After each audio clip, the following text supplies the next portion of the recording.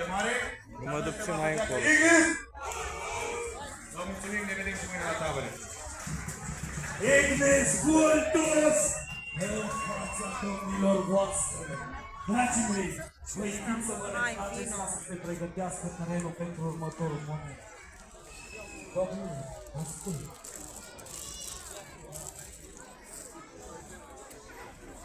Pe vremea lui nu erau microfoane, de să fiți așa populare, gata să.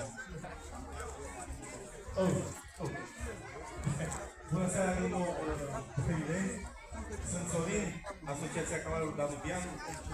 M-aș bucura mâine să veniți și să aflați și mai multe povești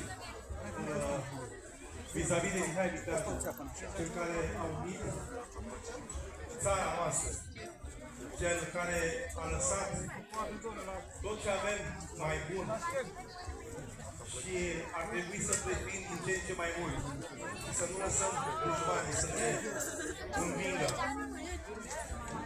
Mă gândesc că știți la ce mă refer și nu vreau să intru în politică.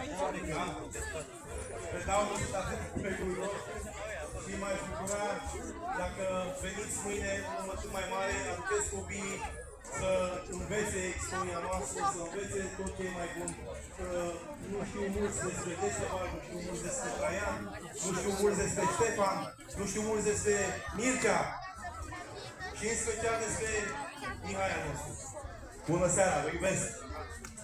Haideți să le mulțumim acestor minunați oameni care aduc istorie aici, istorie vie, istorie pe care pot spune în mână. Vreau să văd următoarea întâmplări. Dragul meu, repetiți și mă ajut.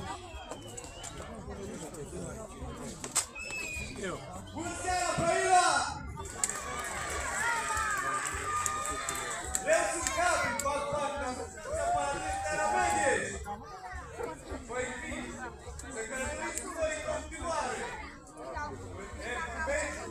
Activitate și câteva războaie! Mâine, seara asta, la spectacole de două!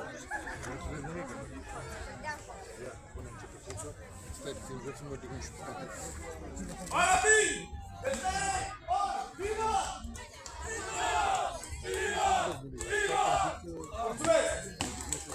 Au fost paradii de Terra Medius.